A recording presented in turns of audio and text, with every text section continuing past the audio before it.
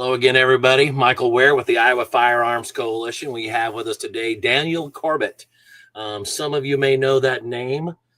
If you don't, it's unlikely that you'll forget what you're hearing and watching today. So maybe it's best if I hand this quickly over to you, Daniel. Would you introduce yourself and let us know your many accolades? I'm on your site. I'm ready to share that, but why don't you go ahead? First off, thanks for having me. Accolades, I would say, I was a good athlete in high school, had great parents, and then joined the Navy, went to SEAL Team 5, and then I went to SEAL Team 6, got to do a bunch of fun stuff there. Left because of so many reasons and went private, pushed the boundaries on that, and did some non-voluntary overseas time, and then made it back, which turned into a book deal and then some other things on the horizon. So that's about it. Well, that summarizes things, and it's kind of like sitting in church. You grab a spot in the front row, you're looking up at the pastor, and he offers you a bit of scripture, whether it's a few lines or whether it's the entire chapter. You're looking for some context. You're looking for a bit more to the story or an understanding. So when you said that you were a good athlete in high school, what did that look like? Where'd you go to high school, and what things were you good at? So I went to high school in Northern California in a small town called Galt. And football was in the family blood. I got started playing Pop Warner, and I just loved it until I didn't, and then stepped away and ran cross country one year. All right, football. So give us an idea. People have just heard you mention that you are a SEAL, that you are in the Armed Forces, you're in the Navy, that you've done things afterward, and it's taking you to where you are today. And I think most people have seen enough movies, they've watched enough things, they've read enough books, they've heard enough interviews that they assume Navy SEALs are somewhere between 7 and 8 feet tall. They weigh in at 325 to 400 and all these other things. So give me an idea about your physique and what did you play in football? I was actually bigger in high school. So I was like 205 in high school. And right now I'm 175, about 5'10". And, like you were saying, contrary to popular belief, most of us are about 5'10", 170, 185. The job itself, you need to be that perfect combination, which is hard to achieve. You got to be pound for pound strong and carry your buddy. And you also need to have the endurance. So it kind of like your body type isn't going to be too varied amongst the team of SEALs because of what is expected of you. Mm-hmm. And I think movies and books and maybe the outlier guys who are the 6'4", 6'5" dudes that are huge, you meet that one guy and like, oh, that's a Navy SEAL. That's what they all are. And that's just not true. Well, I've got a good friend who's a SWAT guy, and he's an avid heavy weightlifter. And he's absolutely enormous, and some of the people that he trains with and he works with tease him about everything being easier for him.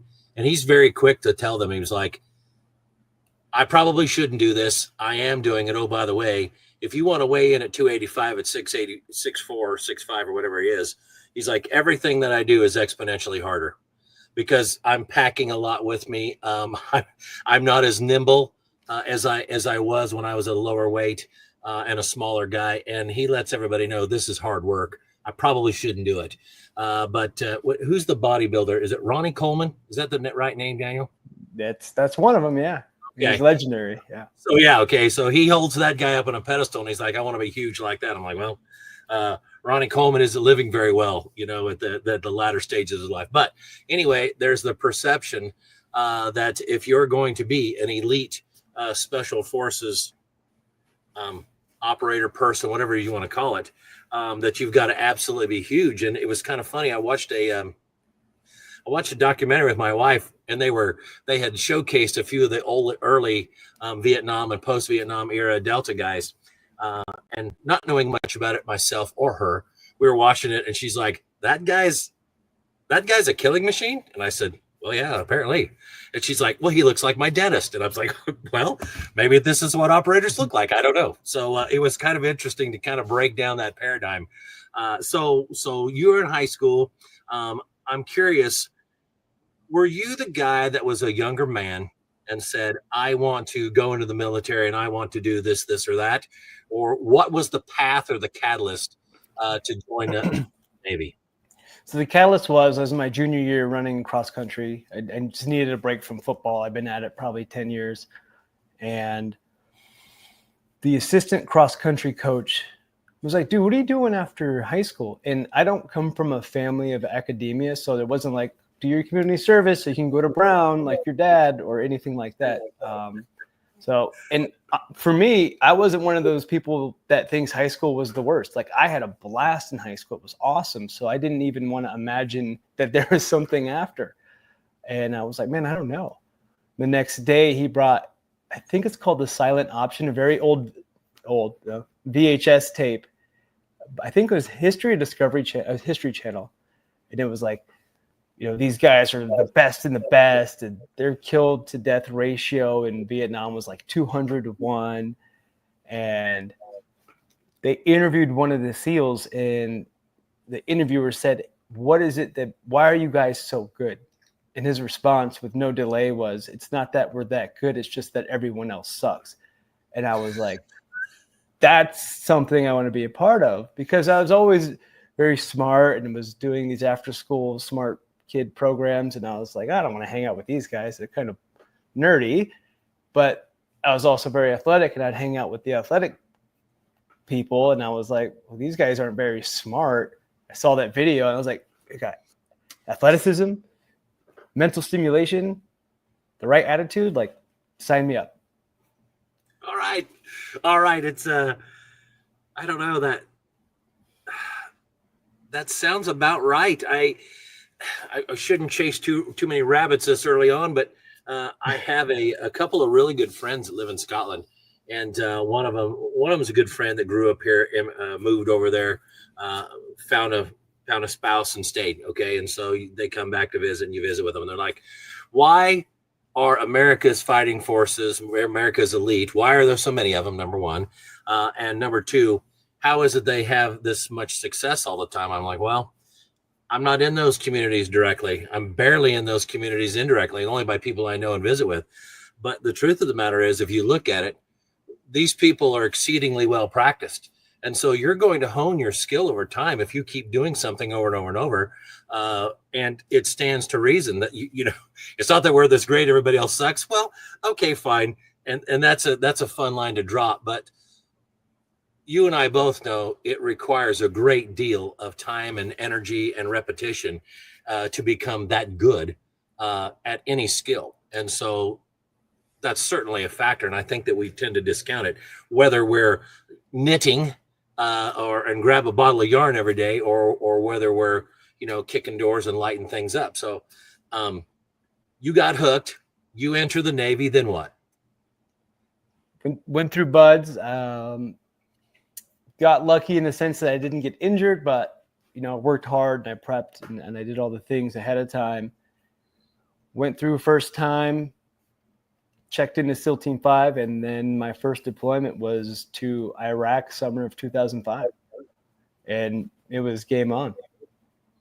You can we back up to BUDS? Yeah. Okay. Oh, yeah. You said that you didn't get injured. Are there a lot of injuries in BUDS? I mean, you're carrying logs on your head, boats on your head. You're doing rock portage where you take your little rubber boats and try to land it on the rocks in front of the Hotel Del at night in big surf. So, I mean, anything from twisted ankles to, unfortunately, we've had deaths. I mean, yeah. When people say, oh, you're lucky you made it through BUDS, I'm like, to a degree on the injury side, but not from the hard work side. Like, that's not luck. That's waking up every day, 16 years old, going to the pool, freezing cold, swimming, running triathlons, swimming again. Like, that's not luck. The luck is I didn't break my ankle while I was running at night over rocks. Like, that's the luck part, right? So, yeah, people get injured all the time. Yeah. Okay. Well, it's certainly strenuous. I've read the books. I've listened to these things. I've seen it depicted on movies. it looks like it's akin to what we might consider hell on earth. So very trying. So you mentioned you entered SEAL Team 5. Do you get to raise your hand and say, this is the team I want to go in, or are you placed? How does that work? When you're getting towards the later phase of SQT, which is afterbuds, you can put your name in the hat as a wish list. And, I just put every West Coast team. I was like 5, because 5, we'd run by and we'd see the guys there, and they kind of had like a cool laid back vibe. And I was like, oh, okay, I want to go there. I mean, even though like you have no idea and you'll just be happy to be anywhere. So you can put your name in the hat, and, there's a phrase, the needs of the Navy, that kind of trumps where you want to go. And lucky enough, I got to go to SEAL Team 5. Okay, so I've got a lot of rookie questions. There are a lot of people listening that have, there's a handful that have a great depth of knowledge for this, Daniel, and there are others that don't have any. So there are multiple SEAL teams, and they are designated by numbers. Is that right? Correct. Odd numbers on the West Coast, even numbers on the East Coast. Are you allowed to say how many SEAL teams there are? Yeah. If you can Google it, I'll say it. We have 1, 3, 5, 7 on the West Coast, and then 2, 4, 8, 10 on the East Coast, and then Development Group or SEAL Team 6 is its own thing, and that's on the East Coast as well. Okay. All right. And then we'll learn about what? Reserve teams also, because you were part of those later on? Yeah. Then we have SEAL Team 17 as an active reserve team on the West Coast. And then you have SEAL Team 18 that's an active reserve team on the East Coast. Okay. So we've got what? 10 SEAL teams? Or a bunch. Yeah, okay. But they're designated by numbers, and what did that correspond to? Logistics or specialization or what? I may be wrong, and if there's someone at the Pentagon listening, they'll probably correct me. Before I deployed, I think there was area-specific specialties. Mm-hmm. And then when Iraq popped off and we saw it was going to be a prolonged war, we couldn't just have the one East Coast and West Coast team that's the desert team nonstop over there. So they said, okay, let's get rid of this specializations. And all it is now is just a rotation cycle. Okay. That's all right, it. Fantastic. So, SEAL Team 5, you deploy. What happens first? We did 3 months of protective detail for the ex-vice president of Iraq, and then we did 3 months of direct action raids at night. And no, it was awesome. It was good. So, you said 3 months direct action raids at night. So, is this hop on a helo, go do something for an evening, and then sit back for a couple weeks, or is this day after? No, we got lucky. We had pretty good op tempo. I think we did like over 100 something direct actions in those 6 months. Yeah, that's zipping right along. I mean, 6 months. I mean, a lot of them, no one was even at the right or the house, or it wasn't the right house. But we went out a bunch. So what are you relying on in order to do the work? Okay, so the Navy trains you up. You're mentally and physically fit. You're equipped well. I'm assuming you're fed well. Your health care is probably average or better, I'm hoping. So beyond that, what has to happen in order for you to leave wherever it's safe to go someplace unsafe and do a job and come back? What components are necessary in order for that to happen? So the short answer is I was a new guy, so I just did what I was told. The longer answer is, you get the mission briefing from the head shed, and you sit down, you get your PLO, and they talk through like, hey, what are we doing? Who the bad guy is, how we're going to get there, who's in what role, who's in what vehicle. And it's, I think by the time I deployed and got there, that had been worked out to be so smooth. Like our briefings are pretty quick and to the point, pertinent information only, keep it simple, stupid kind of thing. And know my role. Okay, I'm the gunner on the 50 cal in vehicle 2. Roger that. Let me go make sure the head spacing timing is good on it. Let's do it. And then, radio checks, roll out. And if we had time, we would do a dirt dive, a walk through it. Okay, you're going to be here. We're going to stage here. There's going to be a structure there. And, it's kind of visualizing, just like a pro athlete would do, like, a receiver visualizing the routes or a sprinter visualizing winning. You're kind of like, okay, that looks like that. And sometimes you have daytime pictures, and then when you're looking through night vision, it looks totally different. So preparing yourself for that, visualizing what your roles and responsibilities are for that mission, and then knowing all the contingency plans after. We get hit by an IED and we're bumping back to vehicle 3. Personnel is. So really knowing all those things, going through it as much as you can. But at the same time, you don't want to overthink it so much you cripple yourself and start to second guess everything. You just got to be like, all right, this is the plan. We're going to do it, and you execute.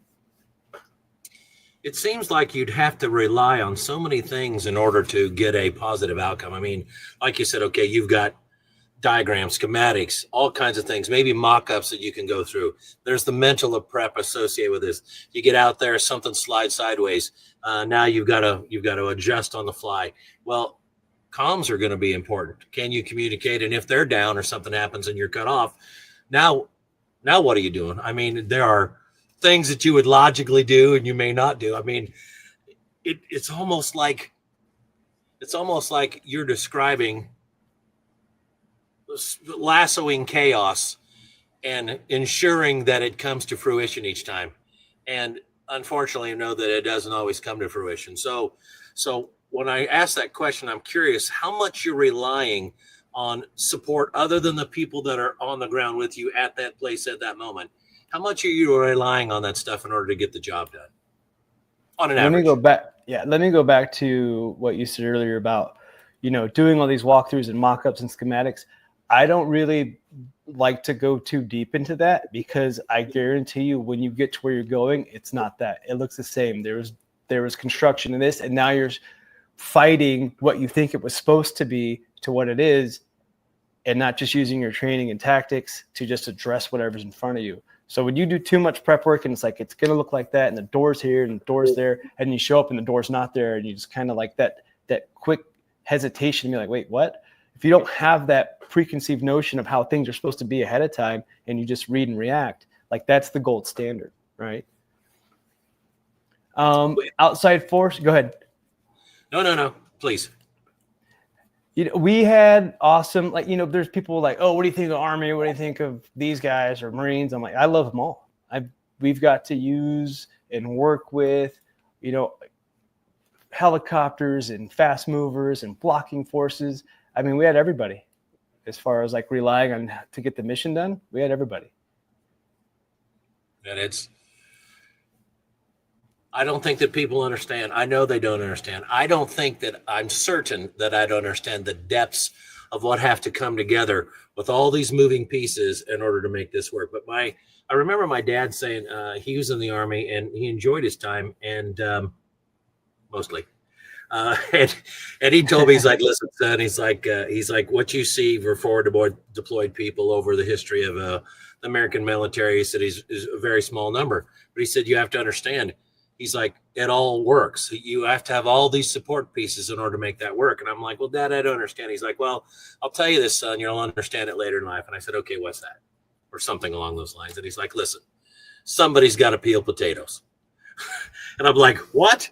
What kind of life lesson is that? And I was in my teens, so I walk off dejected, kicking the dirt, thinking Dad's talking in code again. But I understand it now, like somebody does have to peel potatoes. And all these capacities come together in order to make the tip of the spear work. Very, very important concept, whether it's in the modern military, your workplace, certainly in your family. Somebody's got to peel potatoes. So, yep. And that's the only way it works. The only time you have problems when people start getting out of their lane and trying to do something that's not their job, that's when you start to have problems. Mm-hmm. I can see that. You have to rely on what had ought to happen, and in order to make good decisions that work out. I get that. Yep. Okay, so SEAL Team 5. 100 missions in a half a year. What happens next? Come back, and on my way back, I sat next to a guy on a plane. We had a layover. We went military air to Virginia and then commercial air back. And happened to sit next to someone screening a cadre member that's flying out to the West Coast to screen people that want to try out for SEAL Team 6. And we got to talking. He's like, why isn't anyone trying out? And at that time, you had to PCS to Virginia from San Diego, which is a permanent change station. And if you didn't make it through the selection, you'd be stuck in Virginia, right? And I'm like, people have to permanent change of station. And I just got back from doing 100-something direct actions in Iraq. Like we're doing work now too. It wasn't just, the big boys over at SEAL Team 6. And at the time, I didn't really know what SEAL Team 6 was. I heard whispers of it, but it was all negative. And then come to find out, the guys who were speaking negative about it were guys who didn't make it through or didn't get picked up, right? So there's a little propaganda going on. And he's like, you should look into it. I'm like, yeah, we'll see. My best friend at the time, still is, he goes, I want to try out. I want to do it. I'm like, all right, I'll do it with you. So we told the command, and the Master Chief was like, actually, I was coming to tell you, you need to try out for this. I said, okay. So we put our names in the hat, submitted our packets, and then I still had another deployment to do, and that was to the Philippines. So I was able to screen, and I think me and one other guy got a thumbs up, you're in. Usually you have to wait a while to get that, but we got it right then and there. That you're in the next whatever class after this deployment. So I knew I was going to go to Green Team selection for SEAL Team 6 before I deployed the second time to the Philippines. First time to the Philippines, second deployment overall. So am I to understand that you can't just say, hey, I'm ready for a change of scenery, and somebody say yes to that? There's more involved with getting to SEAL Team 6 or DevGru or however it's referred to? I think it's all about how you phrase it. If you've been there for not that long and you're like, oh, I'm ready for SEAL Team 6, you probably be told explicitive and get out of my office by the Master Chief. What are you talking about? You really need what I call as a push-pull, right? Okay. You need to have the push from the command. Like I said, the Master Chief was already like, hey, you need to think about this. You should go. So you kind of need that push from your senior leadership and then you need the pull from the command, SEAL Team 6 in itself to pull you. You can't just be like, I want to do this. Well, what does your leadership at your current duty station say? If you were that good, then they'd be talking to us also about you. So when it's time, you'll know. And I think I'll jump forward a little bit. I was an instructor for a bit right before I got out, and I saw kids so focused in training, they're not even SEALs yet, on wanting to go to SEAL Team 6. And to me, that's like talking about you wanting to skydive before you even, did your pull-ups and push-ups and swim and run and whatever to even get positive for buds. So, and it shortchanges kids too, because some of my best years are also at SEAL Team 5. And what you're talking about is so small. It's good to have goals, but you don't even know what this is about yet. You don't even know what the white side SEAL teams are. So what are you even talking about? But yeah, that's how that went down. Well, you're describing a situation. This is maybe not a great analogy, but where you walk up to the T-ball as a 4-year-old and you're like, I'm going to play for the Oakland A's. Well, there's going to have to be some things happen between now and then in order for that to facilitate itself. So, all right. So what is this? Is this actually a mental screen, a physical screen, a performance screen, all that stuff? What are we talking about here? I don't want to go too much into how they run business, but it's 3 days. There's tests. There's people asking you all kinds of wild questions. It's intense. Okay. All right. Yeah. So again, not a change of scenery by being bona fide. All right. Okay. So SEAL Team 6. Okay. I need to pause for just a second before we hop into that. I need to remind everybody, I'll go back here and hit this little ticker going across the bottom. Go to iowafc.org. All our podcasts are listed there. All our blogs are listed there. And also our trusted partners that invest in you are capable of being used. We want to see you do that. Use the people that use us. That's what makes this kind of podcast possible. I'm sure Daniel, probably if you went to iowafc.org and looked to the trusted partners, you would probably recognize some of the people there who are kind enough to offer discounts and tangible items to members. So we want you to do that. Now, as we move forward, there are a couple of questions that I was asked to ask, and then we'll hop right into SEAL Team 6 if that's okay. I'll rattle them off real quick if you're okay with that, Daniel. Yeah. Okay. I said that I would ask it, so I have to ask it. Favorite color? Red.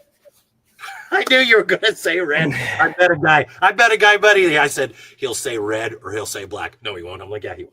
So anyway, car or truck? Neither. Dude. SUV. Okay. Truck, okay. if I had to. Truck.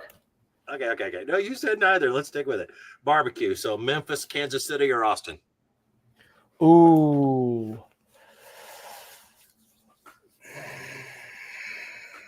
I'm going to have to go Memphis. Really? Yeah. Well, Glock 19 or Staccato? Sig.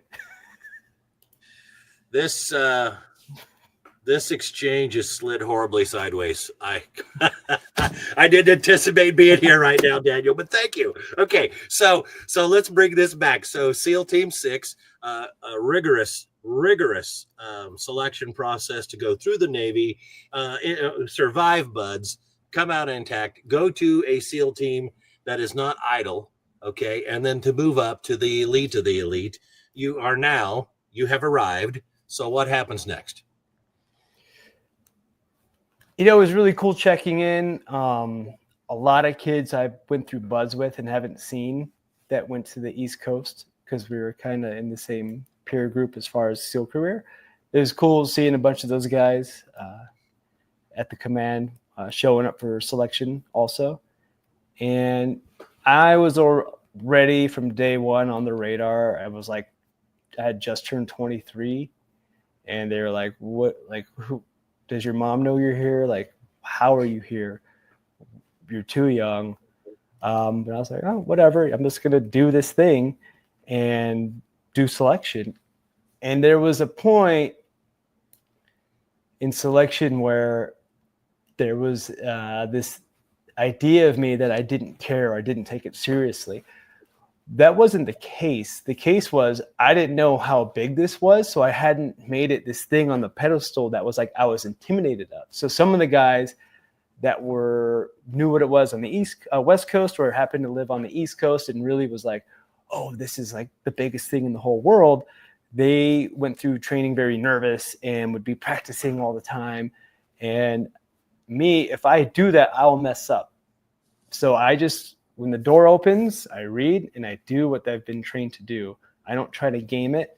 Like I said before, you try and expect it a certain way. And the instructors know. They'll see you outside practicing and then they'll change the room up. And then you go, oh, that's not where it's supposed to be. And from the outside looking in, I could see that as a cadre looking at me like, this guy's not taking it serious. No, I am. I just know if I over prepare like that, it'll actually mess me up. Okay, I follow. All right. So what kind of missions are taking place with SEAL Team 6 that are significantly different than 5? I'm not asking you about better or worse. I mean, you went to a place, you came back to the States, and then you went back to a same or similar place in a different team, and you asked to be on another team. Well, some of those things you may or may not be able to respond to, but there have to be something probably that you're able to say, okay, this was different, and these objectives were different, and this is why. Best example is this, why we worked so much in SEAL Team 5, because the guys from SEAL Team 6 would come to our base because one of the guys happened to be from SEAL Team 5. He had friends, and it was like, oh, we're waiting for Uday and Usay. We're waiting for this to go. We're waiting for that to go. We're not going to take these missions. And we just got like all the ones I wouldn't like they were too cool for school for. And we're like, all right. And then when you get there, you see why. It's like, hey, that's the JSOC button. You hit the JSOC button when like, because that just mobilized so many different things. It's like when a governor announces a state of emergency, it like opens up different funding and laws and regulations. When you activate JSOC and send them out, like that's a whole big different machine, and you get used for higher priority things. So that's it. You'd go really after the top dudes in country that are like the baddest of the bad.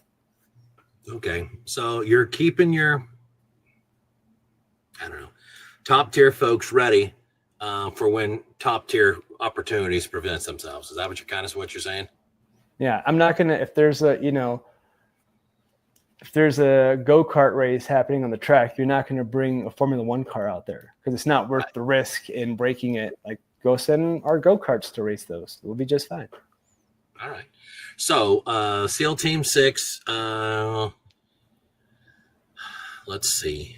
How do I ask this without being inappropriate? Are there any things that would have been news, not newsworthy, that's the wrong word, but would have been in the news that the people listening might know about? Yeah, and I've said this before. I was fortunate enough to be at the command when Captain Phillips' mission went down, and that was my squadron that did that. So yeah, I think that made the news pretty big. That's.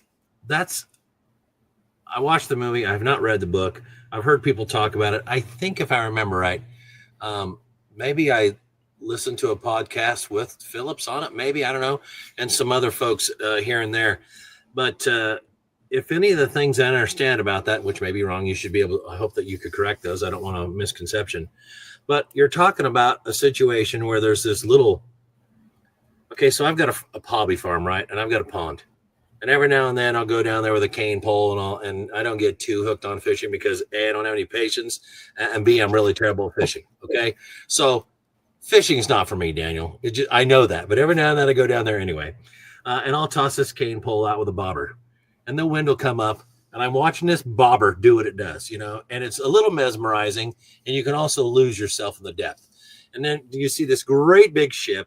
And then there's this little safety boat bobber popping around in the water, and now it's tethered to another boat and it's being drugged.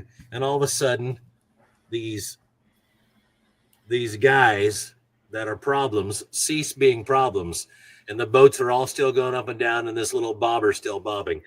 I can barely fathom how practiced and how good you would have to be in order to make those things happen and happen well. Well, I'm very clear about this all the time. I was not one of the shooters on the fantail, but I will say this. That shot for our guys, zero raise in heartbeat, zero sweat from their brow. I'm not kidding. I mean, I'm not trying to brag, but like the amount of shooting, and not just shooting where you're standing on the range and dumping mags and you're just loading and you're just shooting. I'm talking stacking holes on top of each other, stack. I mean, that shot, difficult shot, yes, but would you see Tiger Woods hit a fairway drive 300 yards? It's like, wow, that's really hard to do. But Tiger's like, what are you talking about? So difficult shot, yes, but the guys that were on the fantail, I would be like, I would let them take that shot 1,000 times if my mom was Captain Phillips all day. That's interesting. I'll be thinking about what you just said for a while now, not because I don't understand the concept of being well practiced at something, but being well practiced at something that's so darn hard, even for people that are good at it. You know what I mean? And so it's a mix. To be at that level, it's not just 10,000 hours of being well practiced. You have to be born with something that you can't touch or measure, and then be well practiced. There's like a gift. You have to be touched with something, and it's a bit of magic. Like, those people happen to find that team and happen to take up that skill. Like, they were almost preemptively born to do it. Yeah, they have to practice, but even if you practice 100,000 hours versus their 10,000 hours, you won't ever be as good. Yeah. Okay. Yeah. So you're okay. All right. So let me ask this then. This will depart a little bit from where we're at, and I hope you're okay with that. But in your time, you've had plenty of time to think about things in life. You've had plenty of time to ponder and reflect. What have you noticed about yourself that you could explain that draw you into this distinct category that you're describing, which is, for lack of a better word, a natural? What is it about you that you think has led to that, or is part of that? Have you pondered that? Yeah, and I think they've even had studies and be like, why are these guys different than these guys?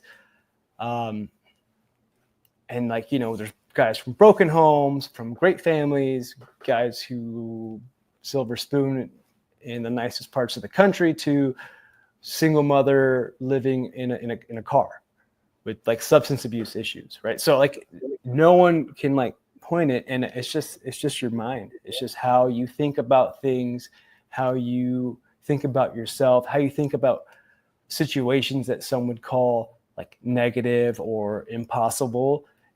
And,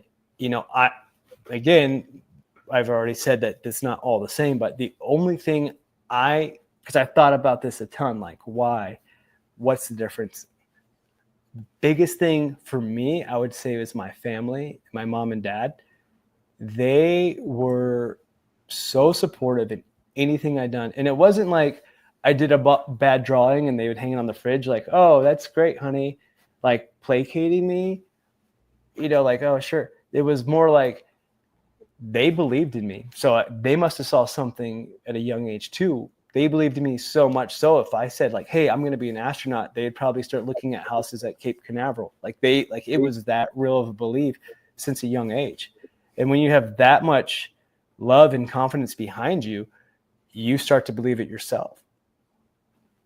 And I think that's it. For me, at least, that's my story. And that's what I think, why I am how I am. Well, there's a lot of moving parts there.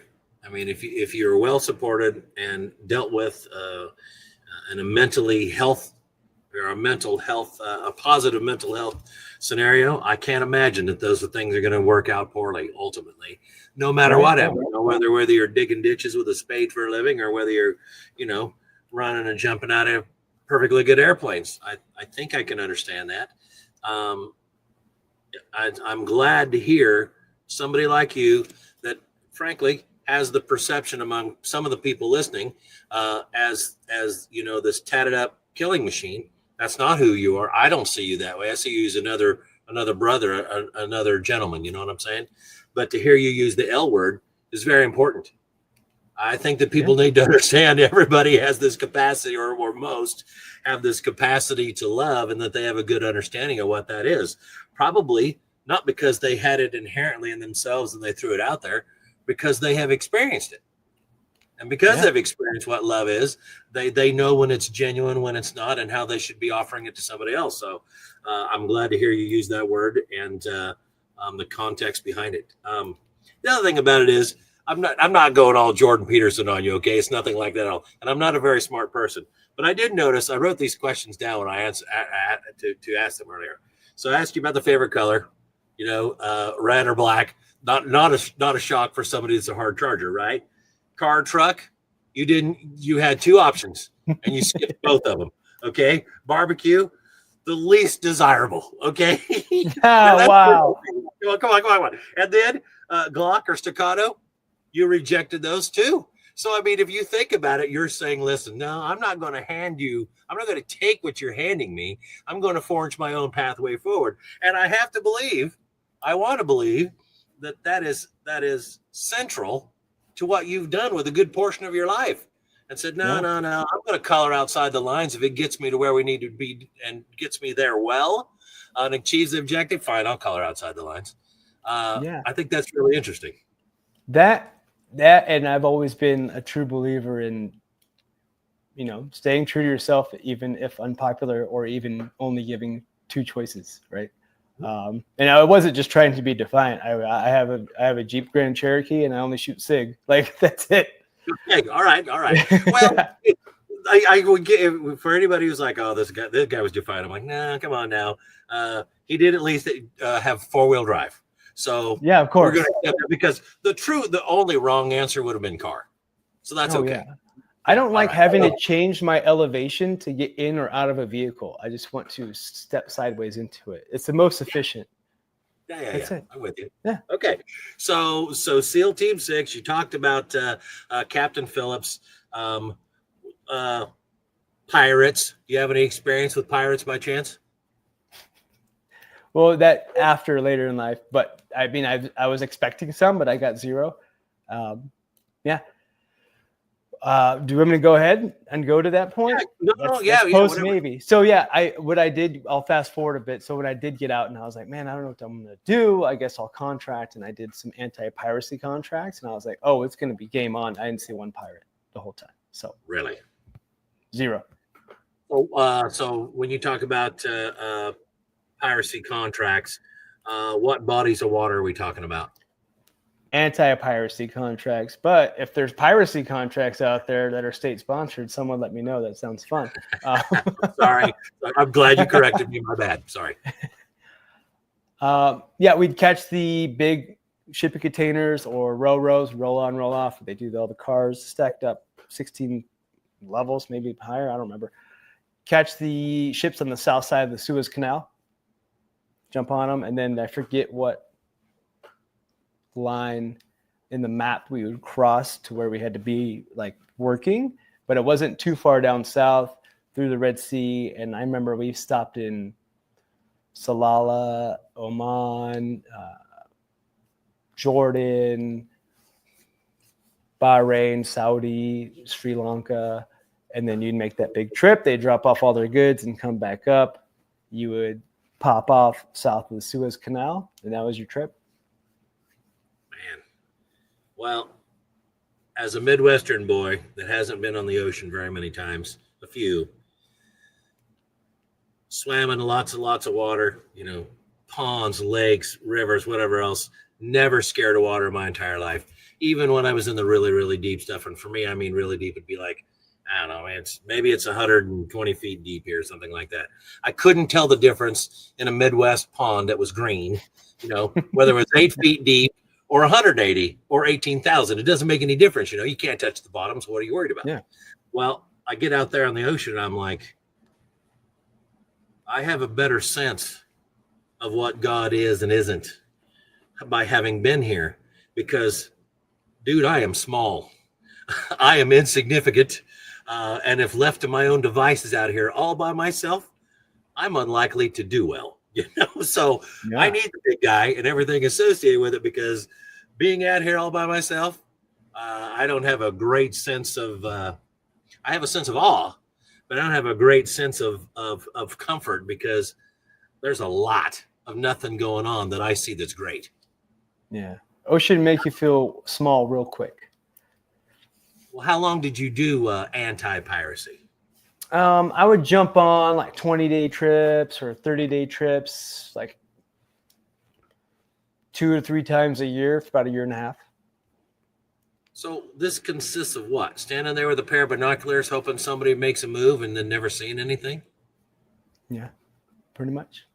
That doesn't sound like much fun, I got to be honest. No, it was horrible. I left. I couldn't do it anymore.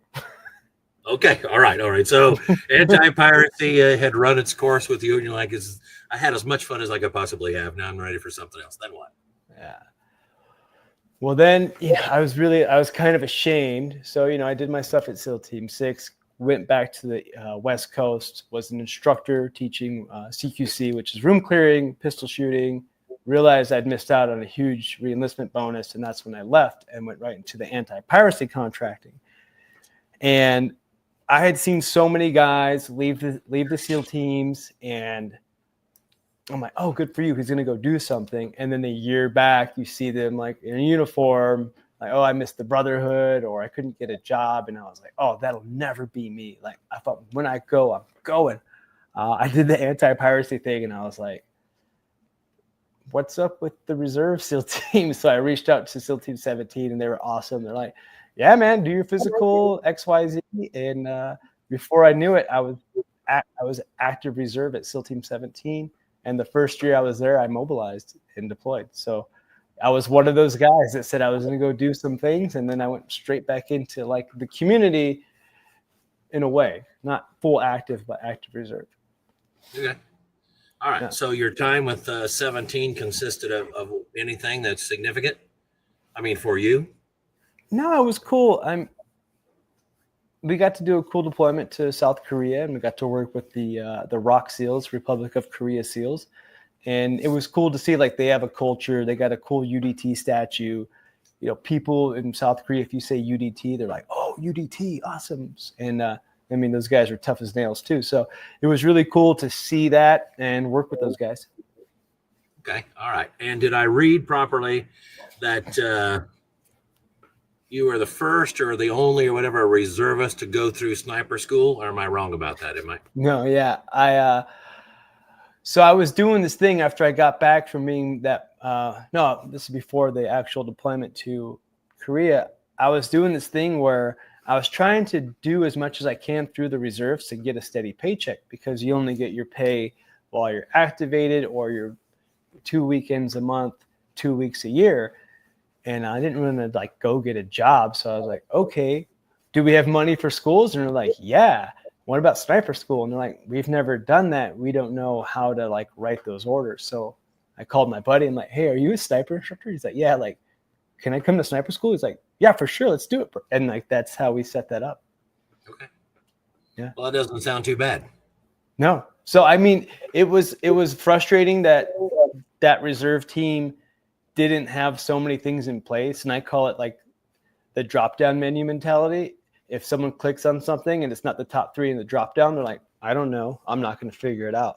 But the good thing was they were open to letting me figure out and creating the vehicle of which people can go and where the money comes from. They weren't like, no, we don't do that. They're like, if you can make it work and it makes sense and Big Navy pays or whatever, go for it. So I was really appreciative of them letting me run with these things. Okay. All right. So as a reservist, you're doing some work in South Korea. What comes next? Came back, was doing the reservist shuffle, trying to go to more schools. And there was one coming up, and I was like, it was going to be a long school. It was going to be in orders for multiple months. It was going to be great. I was going to get paid. And then I think someone else took the billet. And at the same time, I got a call from a guy that was in the teams prior. And he said, hey, we're working on some stuff overseas, totally private off the books. Are you interested? And at first I said no. And then when I confirmed that that billet that I was slated, like wanted to go to, was indeed not there anymore, I called him back. I told him, let's meet up and see what you have to offer, or what's going on, what this project is. So you're leaving. How does this work? You have to say no at that point to the reserves, and you're saying yes to contracting, basically? Not really. I mean, I'm not going to divulge too much, but a lot of guys in the reserves are also active contractors. Yeah. You want to have a bunch of ex-SEALs be on your reserve SEAL team. You have to understand a big majority of them are also contracting as their full-time job. Yeah. I understand. Okay. All right. So you go contracting, and what happens next? So first contract took me to Yemen, like a buy through and with a partner force to go get bad guys. Really push the limits on every category you can think of. And that ran its course after about 3 months. And then I kind of kept with it. And that led to me going on a separate contract to Belgrade, Serbia. And that's when things really got very interesting. Well, Serbia sounds like an interesting place, and I don't know much about Belgrade, other than where it's at. Never actually been there, of course. I'm not sure I would go there, but you said yes, and you find yourself in Serbia, and then. So Serbia is awesome, by the way. I love that place. So I'm in Serbia. I'm pretty much just trying to find out if a certain individual is a scumbag, and I can report back on this person being a scumbag and use his scumbaggery to stop funding bad guys in other countries. And after about 2 months of me being there, I find myself in handcuffs at somebody's flat with a gun in my face and 3 uniformed police officers yelling at me in Serbian. And at this time I knew no Serbian. I was like, what is going on? I thought it was a joke because their uniforms were so bad. I was like, where did you get these? Like Party City? Like, what is this? You know, what do you? But then, but when I heard, you know, I don't know if it was just a poorly made weapon or there was a spring loose in the magazine, but when I heard rattling of metal while this 21-year-old kid with his finger on the trigger was pointing a gun 2 inches from my forehead, I knew it wasn't a joke. And I was like, man, after all the things I've done in actual war zones, like, I hope this guy does not have an accidental discharge right now. So I'm totally confused. I don't know what's going on. I made friends with this kid a couple weeks back. He was having a party at his house. He took a phone call, stepped out. 45 minutes later, he comes flying in the door in cuffs, and that's when the cops came in. And I'm like, what is going on? Being yelled at in Serbian. I'm like, hey, does anyone speak English? And they're like, American? Wow, you're an American. What are you doing here? I'm like, what? I'm not allowed to come to Serbia? So they're super interested in me being American and, you know, searching his house. And they're asking me, like, you know, I asked them, like, am I under arrest for something? Like, you are now. I'm like, okay. So, yeah, I get arrested in Belgrade on January 31st. Yeah, end of January. Arrested. In handcuffs. Mm-hmm. And so I'm assuming, okay, handcuffs lead to something behind bars, probably. Yeah, so first off, boom, we go to jail. Yeah, I went to the jail. I was interrogated for 4 days, and then come to find out, they think I'm there to kill the Serbian president, and I had no idea who this guy was. And it was just, it was a circus. Like, it was so crazy. You couldn't even be scared. You're like, what? You know, I walk in and they're like, there's this lady who's huge wearing like a fur coat, smoking in an interrogation room. And there's no smoking placards all over the interrogation room. And they're stained yellow from smoke. And I'm like, what is this? She's like, I'm translate for you. Sign this. I'm like, I'm not signing anything. It's all in Cyrillic. I'm not signing this. I'm like, what does it say? Like, oh, you have bombs and guns and you're manufacturer of explosives and you're buying and selling all these things. I'm like, what? And then I said no. She looks over at the cop behind the computer, and she was kind of like, and he was like, oh, we tried. I'm like, you? So, okay. Yeah, so is it okay if we pause for just a second? Yeah. Most of the people listening to this don't have a lot of experience with jail or prisons or anything like that. Some maybe, most no, probably. But they may have at least a perception of what a justice system is like simply because of what they know about American justice, which sometimes you can argue is not justice. Sometimes you're glad for it. But that aside, they're making the assumption right now, just as I am, that there's some sort of judge. There's an arraignment, a court-appointed attorney, appointed attorney, and the next thing you know, okay, well, our boys got a little overzealous. Poor tip. Let's let this thing go before there's an international incident. I don't really want to have an American in the jail, and for people in America to find out that there's an American in jail because of all the problems associated with that. So let's go ahead and brush this one under the rug and. It's all good. I mean, so is that what happened next? No, they had, first off, like, do you want the lawyer that your friend's using from the house you were arrested at, or do you want a state appointed lawyer? And I said, well, did my friend set me up? Why would I take his lawyer? Then I go, well, that may be 50-50, but if I take a Serbian lawyer, state appointed, and they think I'm here to kill the president, that's more like 90-10. Like, they're out to get me. So I'm going to go 50-50.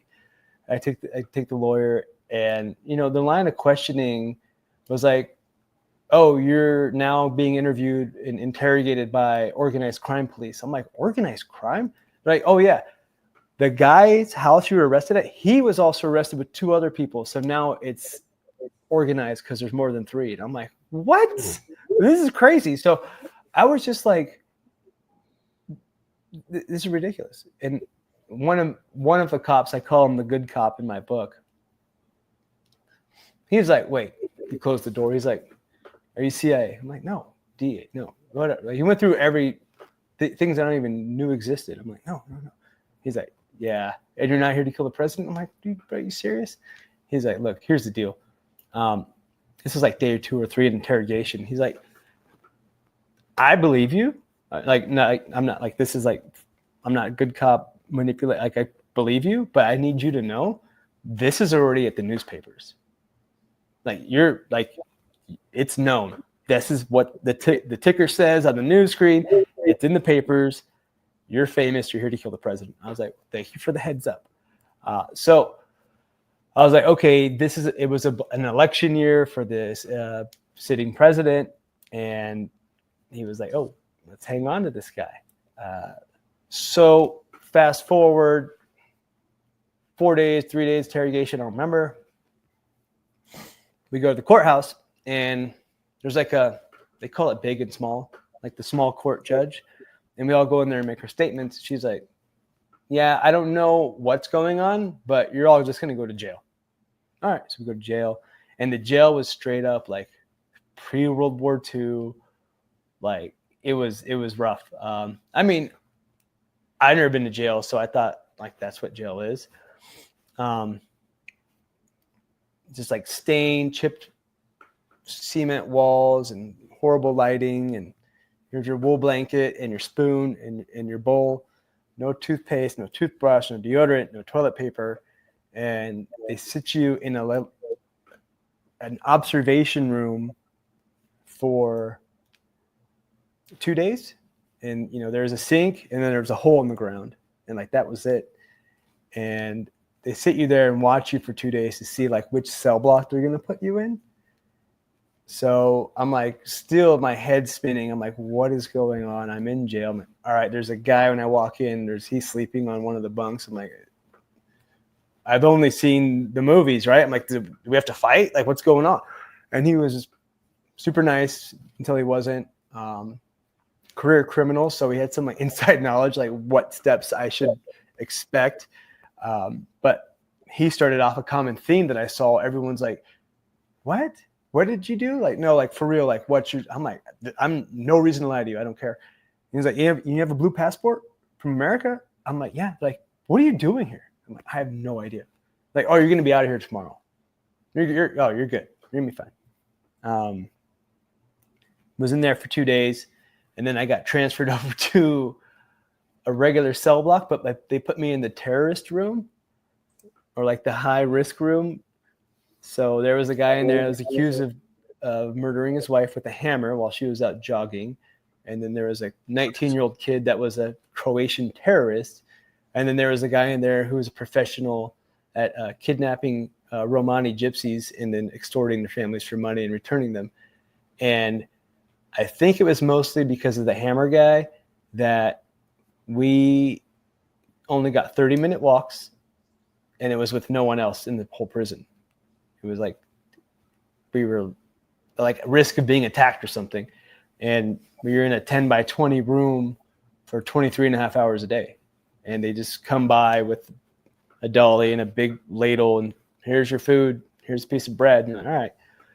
I wasn't really settling in. I'm like, this is a misunderstanding. My lawyer's going to come visit me. The embassy's going to come. I'll be out of here. I'm like, call my mom. Sorry, I scared you. Ha, ha, ha. It's over. And, that room went on for like 2 months until they finally moved me out. And they're like, oh, this guy isn't crazy. Let's put him in a normal room. And then I got moved to a room where we got to be outside for 2 hours a day and only in the room for 22 hours a day. So that was a big step up. And then April was like an official arraignment where everyone involved in my case made statements, and the judge was like, oh, you're good. Like, this is ridiculous. I'm sorry you're here. You're free to go. And I was like, sweet, go back to CZ or Central Zatvor, or the prison there. And I'm like packing up my stuff in black trash bag, which is the suitcase of jail is a trash bag. And prison guard comes. He's like, "Hey, your lawyer." I'm like, "Oh yeah, let me get my stuff." He's like, "No, your lawyer. Leave that here. Go sit with my lawyer." He's like, "Hey man, here's the deal. She got a phone call saying you're going to have to be charged with something." So I'm like, "Wait, what?" I mean, I was leaving. And he goes, "Sit down. You're going to be charged with something, and you're going to be here a long time. I think you're going to end up okay, but you're like buckle in, get comfortable. It's going to be a long time for you." All right. So at that point was the turning moment when I was like, all right, this is my home now. This isn't just like, I'll just sleep and whatever and not care. I was like, okay, well, what's my program going to be? And it was like, work out, play chess, learn another language, and, make it as much as my home as I could. You're describing, I don't know, you're describing some awfully bleak outlook. And I realize, Daniel, thank you for recounting these things and walking us through it. And you've recounted these things many times, so it probably may seem a little boring for you, but it's not boring to me. And I think that I would have a hard time with what appears to be some level of acceptance. I mean, is that what you were feeling and thinking at the time, where you were like, listen, smuggle me out in your suitcase and we'll work it out later? I mean, what's going through your mind when this guy says, yeah, probably was a guy or a gal lawyer? Guy. Okay. So this guy says, yeah, probably nothing wrong here, but oh, by the way, somebody's going to need to save some face, which could take a few years, which might take a few months. And you're going to be the victim of this grave injustice. Oh, by the way, there's nothing you can do about it. I mean, what's going through your mind? I think you just answered it with the second to last sentence. There's nothing you can do about it. Yeah. Ugh, that sounds very, very hard. It is if you fight it. It is if you think there is something you can do about it. And to a point there is, right? It's like, okay, I saw it as a puzzle or a problem set. Okay, how do we get out of this problem set? All right. Okay, we got to stand trial and XYZ. Okay, that's great, but what can I control? Okay, well, I think I will perform best if I ever need to perform or be ready if I sleep, I work out, and I do all my mental stimulation, like chess, language, like 16 by 16 puzzle Sudoku, just like keep that going so that when you have to, make your testament or, give a statement again in the big courtroom, why not be the best you can be with the things you can control going into any situation? That certainly sounds like it beats giving up. Okay, I understand a little bit more. So is it okay if I ask a couple of questions real quick? Yeah, send it. Okay, so you said earlier that this was in the papers and people knew about this, or at least locals did. If it's in the paper and we assume that that's correct, then the outside world is beginning to know. So where are the Blackhawks and the ropes, and the people coming down to pull you out? What's happening that I'm surely the State Department's involved, the U.S. government, maybe not. Yeah. What's happening? I mean, that would probably have happened if you had different people in the State Department. The man who visited me from the embassy starting at like month 2 or after April or month 1, I don't remember, was just terrified to be there, terrified to sit across the table from me, was convinced I did something, was believing all the tabloids in the papers. And I was like, who are you? Like, whose side are you on? He's like, yeah, but if you commit a crime in a country, it doesn't matter what citizenship you are. You have to pay, you have to do, go the legal route and let justice be served. And of course, right, Shawshank Redemption. I'm like, but I didn't do anything. And it's like, sure, buddy, and I'm like, no, I didn't do what he thinks, like literally. And he's like, yeah. So I was like, it was pretty frustrating with this guy. And he was so much so, I'm like, hey, can I just write something on the back of a paper? Like, hey, mom, it's all good. Don't do any interviews. Don't believe all the BS. It's fine. He's like, no, I can't. I'll get in trouble for like smuggling messages. And I'm like, what? Then leave. Get out of here. What can you do? Yeah. So the State Department was whoever back home was being fed from him, and his take was like, he's a bad guy. He's in jail. What'd you expect? So was that your only tether to the outside world? Was a mostly incompetent or unreliable gentleman from the State Department? No, my lawyer was good.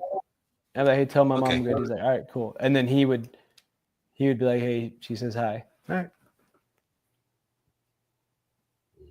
So I'd see both of them once a month, but embassy guy was no use. But the lawyer would be like, hey, mom and dad say this. Okay, cool. Tell them that. So I'd communicate through proxy of my lawyer to my mom and dad, and they would through proxy of him to me once a month with delayed messages that are a month old. Okay. All right. So, but you did have some level of confidence that the lawyer wasn't mishandling things. Yeah, of course not. And the guy's a rock star. And his partner who agreed to help on my case was a very famous lawyer. I think he defended Slobodan Milosevic at The Hague. Sadly, I think in June or July, he was gunned down and assassinated. And the newspapers went crazy saying that was my fault. You know, my cell door was bust open before the morning get up time. And they're like, you know, take off all your clothes or stripping everything. I'm like, what is going on? They turn on the TV and it's like, you know, lawyer killed because of you, my face on the news, my name. I'm like, why would he, like, come to find out they think I ordered a hit on my lawyer from my room because I wasn't happy with him or something. And I was like, what? I mean, and they just ran with it. Newspapers were just going crazy.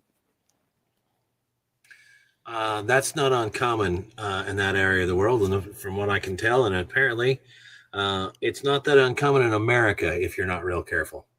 People seem like they, especially in today's date, that they're more interested in being first on a story than being right about any of it. Well, there's no punishment. There's no accountability. So why not get the clicks? Do it. Right? There's like freedom of press, freedom of speech, but then it's like, are we getting into slander now? Like, where's that line going? Well, okay. So there is responsibility and accountability tied to the act. But you're describing a scenario, as am I, where there isn't any accountability for having done it wrong or knowingly done it wrong. It's one thing if you make a mistake and earn in earnest, or just screw the pooch from time to time. I want to say there's some level of forgiveness for that. But if you walk right out there and say this headline is going to sell, and I'm really not concerned about its validity, that's as bad as it gets. That's saying I plan on lying, I am lying, I'm going to continue the lie, and I'm going to get rich off the lie. So it's like a lie to an exponential level. I mean, it's the lie squared. It's horrible. Anyway, sorry, go ahead. So that happened. And, lawyers went on strike all of July, and then all of the legal system shuts down all of August. Everyone goes on vacation. So you have a prison with no air conditioning, no court dates, no progress for any of the guys been in there. There's a guy in there that's been waiting 5 years for his trial, right? So things start getting heated. It's really not fun. You got the bed bugs crawling up, and your legs are just covered in bites. And you do what you can to mitigate them. You take your little 3 cushions that make your bed, you plug them, the little holes with Crest toothpaste, and you double bag them with trash bags and try to keep them at bay. But I mean, summer there was pretty rough. And, legally they were supposed to formally charge me within 6 months of being arrested. And I didn't get formally charged until November. So November? Yeah. You said that you went in January. Yeah. So I wasn't even formally charged with Ugh. anything. And the other guys in my case were on house arrest. And we were trying to like, give me an ankle monitor, I'll rent a place. And each time my lawyer would submit it, a news article would come out about me with me on the cover, even though like there was no new news, I had no court dates, but the timing was pretty coincidental that when a judge was going to say, yes, he can be on house arrest or no, an article popped up with my face on the cover. And he's like, oh, I'll just keep trying. I'm like, hey man, we both know it's not going to happen. So just quit submitting it. It's fine. He's like, it's too easy. I just changed the date. And I'm like, just stop. It's not going to happen. So I get charged, and then it takes another month to get a judge because no judge wants my case. Because you have this confliction of if I'm a judge and I took an oath to justice, and they took an extra 5 months to charge me. I mean, they just evidence and looking at my passport and where I've been. They tried to get everything, and there's nothing because I didn't do anything. So you have this judge that's like, here's the case, and judges are like, I don't want that because legally there's nothing there. But with the political environment right now, the defense minister in Politico, one of the newspapers there said, oh, he didn't have that gun to shoot fish in the Danube River. He was here to do something. I didn't have a gun. I wasn't arrested within 40 miles of a gun. So that's already being put out by people high up in government. And the judge is like, well, he didn't actually have one. So there's this pressure there. And for 30 days, no judge would take my case. They didn't want it. What year is this?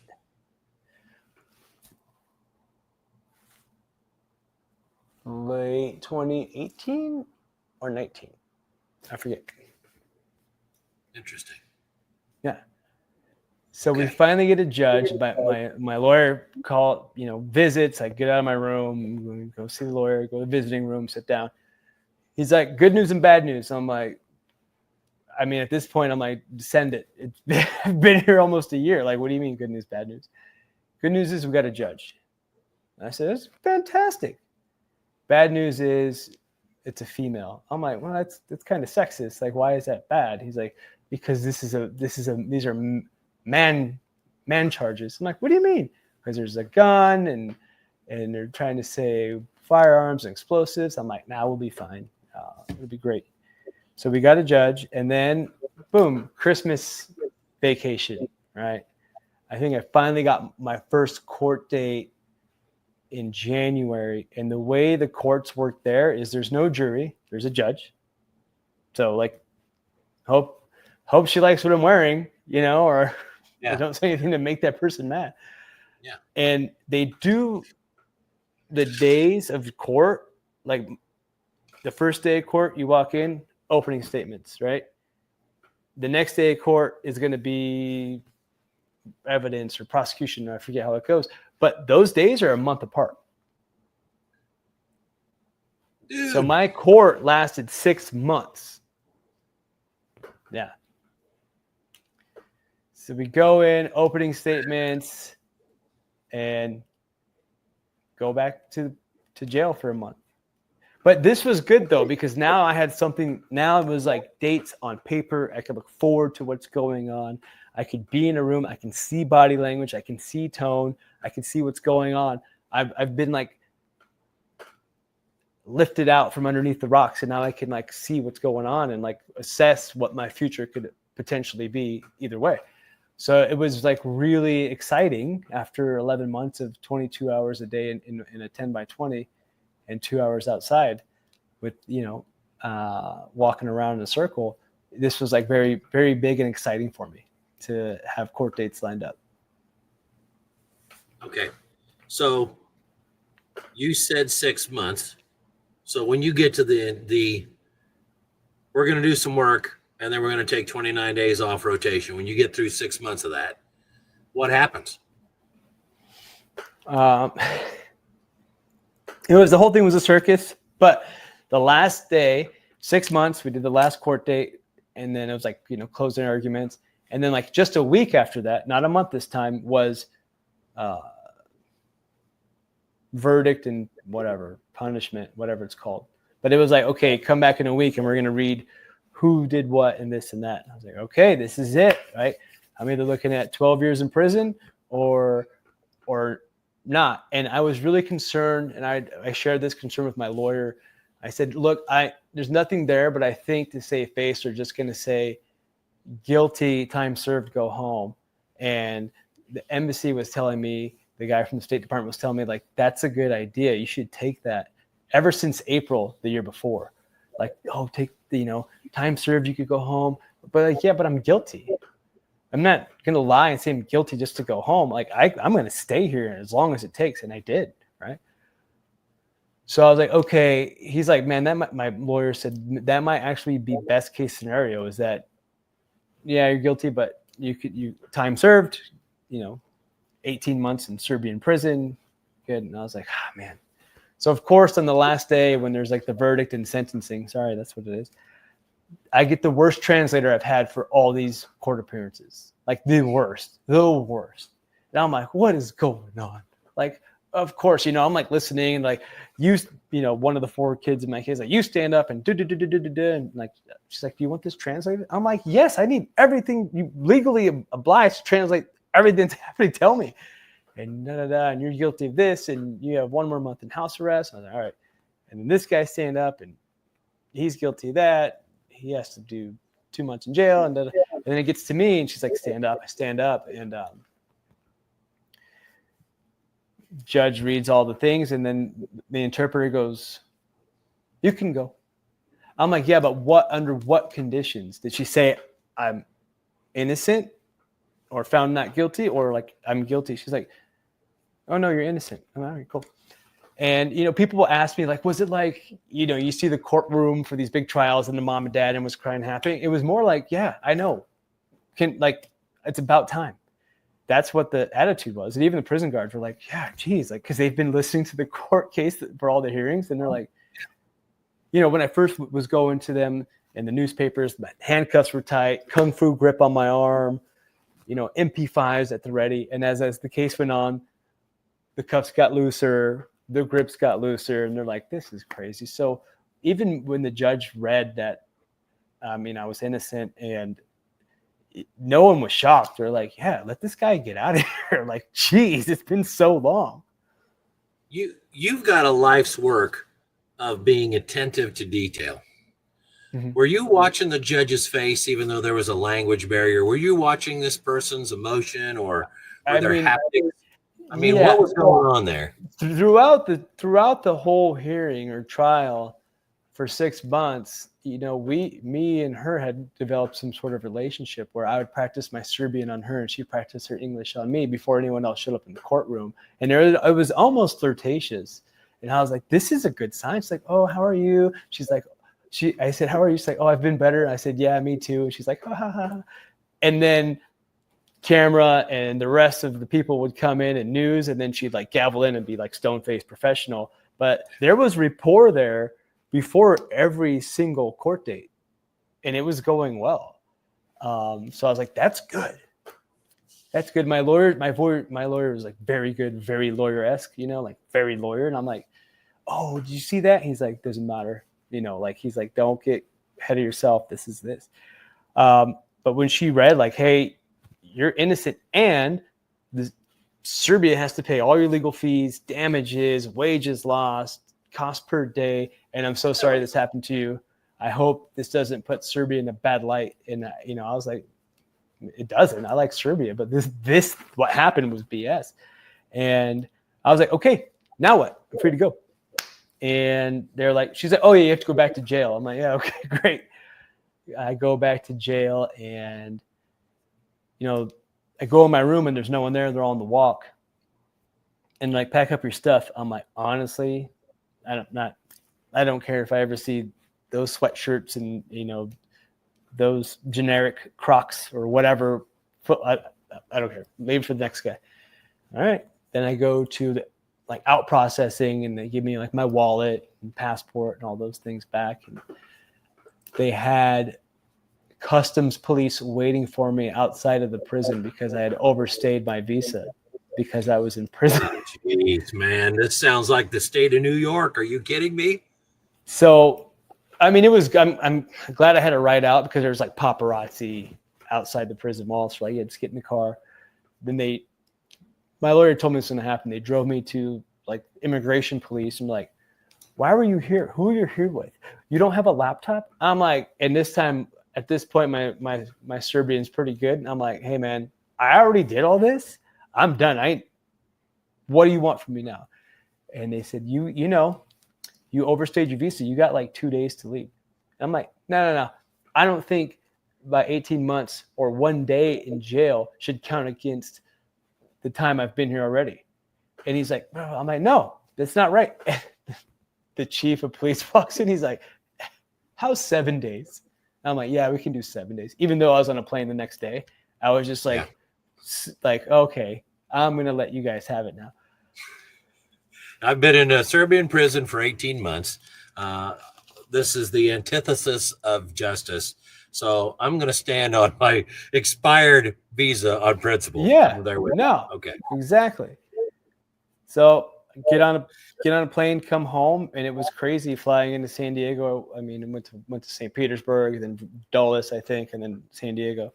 Mom and dad and brother at the bottom of the escalator. But even before them, customs, I was like, oh, the news that was in Serbia, I think there was like 1 or 2 little articles from no mainstream media in the States. And I thought like everyone knew, and it was crazy. No one knew.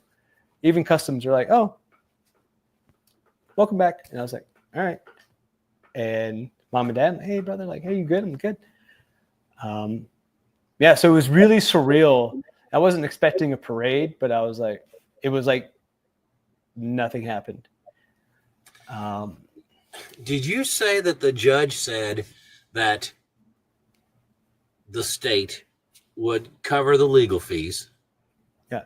So they would take care of whatever tab had run up and those obligations. And did you say that they would make you whole on the work that you were doing that we were drawn away from? What do you mean? Oh yeah, if you can prove lost wages, they have to cover that also. Did you prove lost wages? Well, here's the thing. Are you still waiting on that check?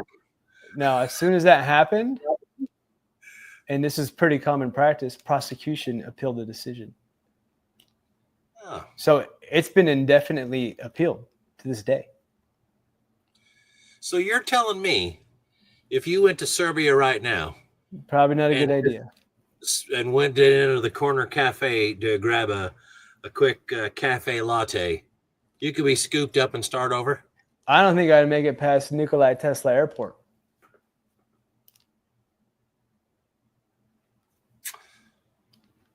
Because once they close the case, they got to do this. They got to pay.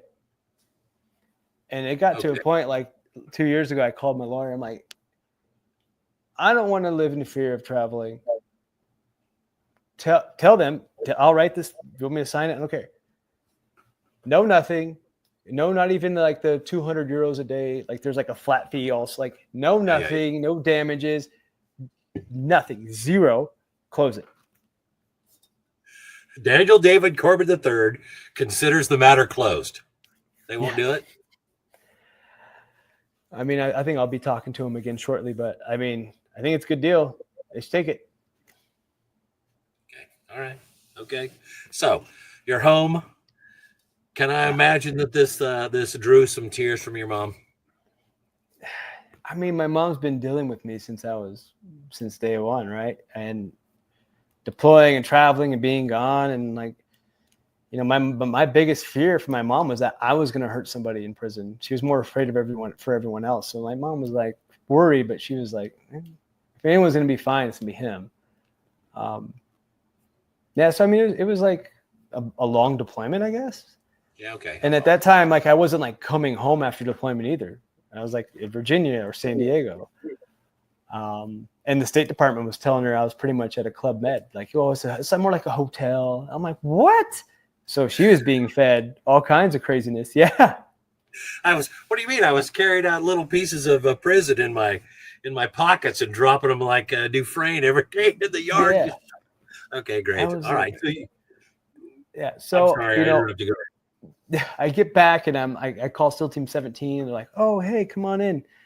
And I was like, hey guys, what's up? And, one of the guys, I forget what position he was. He's like, come in my office. I had to get escorted on because my EOS, my time of service, was supposed to be like July of the year I got arrested, and they kept extending it for me because they want to know what's going on. And he's like, hey, we extended your EOS as long as we could. I was like, hey man, I appreciate that. Thank you. But we got word from higher up that like we can't keep extending and we had to give you your honorable discharge. I said, okay, I get it. And then let's go redo the things and we'll get back into it. He's like, yeah, we gave you an honorable discharge with the RE1 code, which is a code that means we'd love to have you back, right? If you get kicked out for drugs or something, it's like RE4, like, nah, you're done. So they gave me honorable and then RE1. And then they go, but look, we had to pull your status as a SEAL. We pulled your trident. I was like, doesn't make any sense. You can't say RE1 honorable and then pull my trident. Why would you pull my trident? What is this? Like, I was like, I thought he was joking. I'm like, why? And he goes, well, a whole team on the East Coast just got in trouble. I'm like, what does that have to do with me? And then Eddie Gallagher's verdict trial is this Friday. And that's looking bad. And he's going to go away for a long time. I said, well, one, that's completely bogus. Two, what does any of those things have to do with me? And they go, yeah, it's just a bad look on the command and in the community. I'm like, you're just like a PR thing. Really? My whole career for PR. And I said, let me look at the dates. And they give me the paperwork. The day they couldn't extend me and pulled my trident was like a week before my verdict date. So they had hedged against me. And when I walked in, no one was like, oh, are you okay? It was like, oh man, we just bet against this guy in this year. Like they wanted me back in jail. They didn't do like no type of repatriatization. Like, hey, is your physical health okay? Is your mental health okay? Is your dental, like, are you okay? It was like, what are you doing here? I'm like, what do you mean what I'm doing here? So they gave me the paperwork. I'm like, this is bogus. Where's the CO? Where's the XO? Where's the master chief? Like, oh, in this room, come in. Like, what's going on? Well, we had to do this because you're working for a foreign government. I'm like, who? Where's the paycheck? What are you talking about? And, the master chief was like, I said, look, you gave me RE1 and honorable, so I can come back in active reserves, but not as a SEAL? Like, are you crazy? What does that mean? And the master chief's like, no, you should get your trident back. And then the CO was like, no, it's pulled indefinitely. You need a congressional letter. I was like, all right. So I kind of left there like, man, I didn't take any of the pills they're trying to give you in prison. I didn't get down on myself. I got crazy in shape and I kept a good attitude and I stood trial and I was acquitted and I come back. And then that's the one loss I took. I was like, dang. But it was so bad. It was like, I don't even want to be part of this community anymore. If this is what it's come to, like, fine, keep it. It was that bad. It was like so bad. I couldn't be mad. It was more like disgust. So that happened and, tried to write a letter to a congressman. And at this point, this was when like 5 different Secretary of the Navies were relieved and all kinds of crazy stuff was happening in DC. So like my little appeal for a trident probably just got buried. And I was like, my mom's like, go get your VA rating because you're out now. But I put that off for a year because you can't join active reserves over 30% VA disabled. And then after a year, I'm like, this isn't going to happen. This is dead. So I still love SEAL Team 17. I don't agree with how that came to be. I guess we just grew apart and whatever. So yeah, that happened. And I think 3 weeks later, so I'm out of Serbian jail. 30 days later, I get a phone call. And it's a business partner of mine. He goes, hey, I heard you're out of the game. I said, who told you that? Then he goes, okay.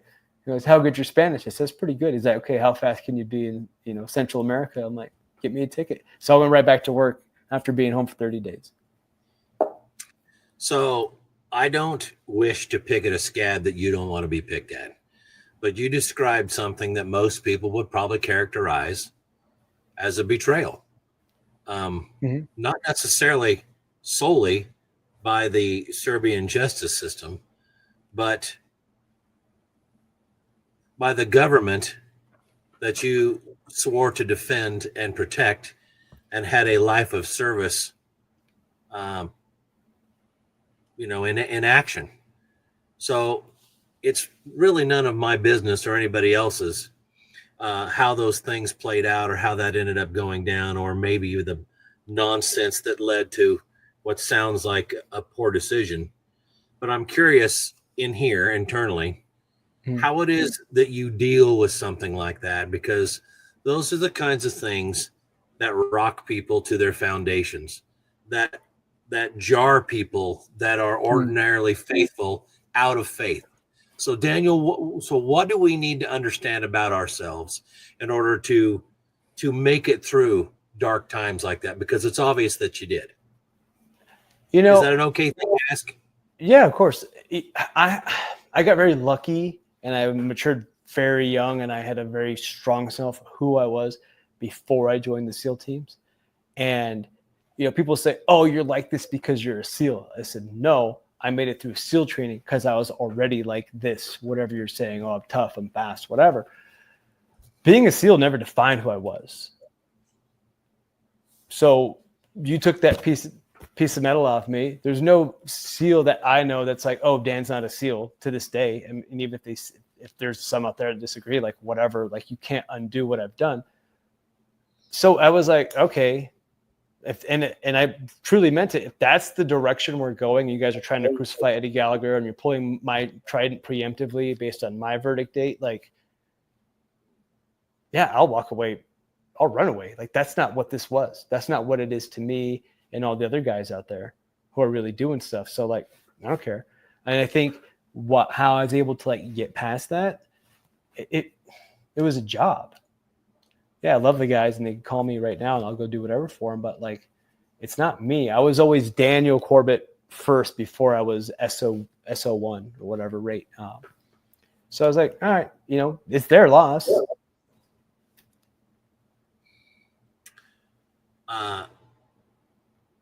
Well, you're a far bigger man than myself. I think that I would probably have, I think I'm wired in a way, and maybe a lot of people listening are wired in a way that they would have a hard time letting go of that and moving forward. But maybe this is just... You can go on Amazon right now and pay $7 and you can get one mailed to your house right now. I mean, yeah. Being a SEAL is my accomplishments and what I've already done in my life. If you want to take away a piece of metal, go ahead. Okay, so you re-enter contracting. At what point here did you decide to sit down and offer some write your memoirs to I didn't. Really? I got back. Yeah, I got back, and Rob O'Neill, who did No Easy Day. His name is Rob O'Neill, who's at Red Squadron with me, who did the Bin Laden book. He talked to his book agent. His book agent called me. He was like, "Do you want to do a book? I heard your story." And I said, "No," because I was still doing stuff. And when I got back from that trip, he called again, and I was like, maybe. He's like, "Come on, it'd be really cool." And things had started to slow down. I said, "Fine." So I got a phone call from a big agent, and I said yes. So they said, "You have a story to tell. Let's hear it." And was it that simple or what? Kind of. It was like, "Oh, SEAL book, Navy SEAL book." I'm like, I don't want to do a SEAL book. I don't even want to trident on my book. And they're like, "What? That's like where the gold's at." I'm like, I think that gold has been mined, and like, it's not proprietary to me. We all went through the same buds, right? Like, it's not. But what is proprietary is what I did after. And we kind of all agreed that that's the direction we should go. And I'm thank goodness, because that's the only direction I would go. I think there's some references to like some missions in my book, but nothing crazy, like little blips here and there. It's more afterwards. And I'm really happy with, my agent, my editor, a mentor that was like, no, this is like, go do it. So you're pleased with the book? You're pleased with what? I mean, are you doing speaking engagements? Are you talking about these things now? I do speaking. What's that? What's your average week look like? Oh man, average. I would say we'll go more micro. The day is me trying to accomplish a couple of things, right? Making my family unit better. What can I do for them? Working out, and then, progressing myself in a professional manner. So I take trips when I go do speaking. I'll take clients here and there to go teach shooting. I had Borstar tactical team out in Tucson for 3 days. I'll teach them. I teach SWAT teams, room clearing, and that's it. Spend time with, my family unit, work out, get better. And then as of recently, a big studio reached out and is in talks with me for this book to turn into a TV series. So I'm working on that now as well. So things like that would involve being what, a technical advisor or some sort of production capacity? It depends on how good your agent is. I think bottom level, you would be written in as like a consultant, and then like a technical advisor. And then if you have a good one, you'll get written down as like an executive producer. We have your website showing through here. And when I went to your site, I went down through there. I like it because it's simple, streamlined, not lots of fluff, and you can understand what's going on and size things very quickly. So kudos for that. Busy sites are something I don't particularly care for. But I noticed that you have these two quotes on there. And the top one is, quote, "And those who were seen dancing were thought to be insane by those who could not hear the music." And that quote is attributed to Nietzsche. Why that quote? I'm curious. I think it goes back to the question, like, why are you able to be at that unit, and why are you able to be at that team? Because me and others who operate that level, and I was just in Lake Tahoe at the celebrity golf tournament, and I have some friends who are actors and pro athletes, and it's not because we love he loves guns and I love whatever sport he plays. It's that there's something that we all have in common to get to those levels. And a lot of people don't see it, and they think you're crazy for, running when it's 115 degrees out, or doing burpees till you throw up, or, doing 100, swings in the batting cage, or 1,000 swings. They think you're crazy, but you just don't, they don't hear the same music we do. Well, it appears to be and I've studied some Nietzsche, not a lot, but some. It appears to be this is a warning about subjectivity and the opposite of objectivity. So what appears this way to you may not appear this way to somebody else. And it's important to keep that perspective about matters that can and should have subjectivity. Now, there's some out there, that you don't want to have that with. I understand that, but I thought it was interesting that you chose that. And then also Hemingway below that is, and this is the quotation, "There's nothing noble in being superior to your fellow man. True nobility is being superior to your former self." Now, some people might not understand Nietzsche very well. Either that, or they commonly misunderstand Nietzsche. That's not uncommon. But if I'll read this again so that people have a full grasp here. "There's nothing noble in being superior to your fellow man. True nobility is being superior to your former self." That's epic improvement speak. I mean, work on yourself daily, endeavor. I have this discussion from time to time. I've got a 16-year-old daughter and a 11-year-old son. My daughter does pretty well overall. My son, man, he's a mischievous little badger, let me tell you, which is fun. I love it, but I have to counsel him all the time. I set him down routinely, and I'm like, do I have to explain the Cain and Abel story again? And he'll always say no. I'm like, okay, then tell me the story.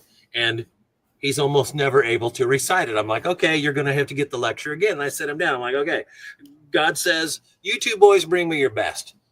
Abel does it. Cain does it. And then he goes to get after Cain and says, what's with the sourpuss? Why is your countenance fallen, right? And so before Cain can rattle off anything, God says, no. You know what the problem is. You know how to correct the problem. And oh, by the way, you're not doing it. And that's the lesson. So improve yourself because you can and you know how. Don't be lazy. Don't not do it. And so when I read something like this from Hemingway, it's the first thing that I think of. What made you choose that? I mean, was it that simple, or what's going through your mind that made you choose that? I'm curious. That mentality didn't hit me until I was brand new at SEAL Team 6 because, buds, it pays to be a winner. And it did. I'd win. But I would just win, right? I would win the sprints or whatever. I'd win. I'm a winner, right? And then when I got to SEAL Team 6, like the pinnacle of scrutiny and perfection and performance, and I'd be like, shooting competition or jog, whatever. I'm like, yeah, first place, yeah. And I would just get pulled aside by my team and just expecting high fives, and it was the exact opposite. And I'm like, look at the score sheet. And it doesn't matter. No one cares. We know you weren't doing the best you can. So for me, it was more of an accountability thing. It was yes. Hey, we do a 1 mile run and I look over and I see a guy catching me and he's just beat red and he's stumbling on the back of his seat. He's in the last 50 meters of a 400 meter sprint. And he's just like this. And I just go speed up a little bit, just enough to get first place. The guy, vomits everywhere and he's giving it all. But guess what?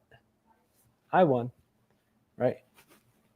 We want to see everybody finish the line like that guy who threw up.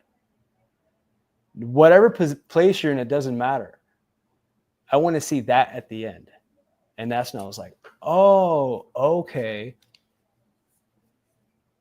That accountability, that responsibility is what happens when you don't pay attention to what Ernest Hemingway said. Because if you follow forward in that story with the two boys, with Cain and Abel, what happens to Cain and Abel next when Cain doesn't take God's advice? He lets whatever it is that's happening to him, pride, I'm assuming is part of it, frustration, whatever, is boil over, and he kills his own brother. So this is when you pay attention to Ernest Hemingway's quote. What people don't often take from things like that, Daniel, is what happens when I don't do that. It's an encouragement. This is how you ought to behave. But we don't often sit back and dissect it and say, and when I don't do that, what things befall me? What happens to the people on my team? What happens to those people around me? So it's also, if you're paying attention, it's a cautionary tale, and it should be. So I think those are two very well chosen quotes to put on a site. Kudos for that, man. I think that you've done very well there. All right. So all this to ask you the quintessential question of why IFC Warrior Wednesday existed in part. But your views on the Second Amendment are what? Help us understand that. Oh, man. Or better yet, let me back up. Let me make this a little different. Has your time, from being a pup in Northern California all the way to now, how has that informed what you think about something like the Second Amendment? Oh, it's hard because, I've traveled around. I've essentially been around guns my entire adult life.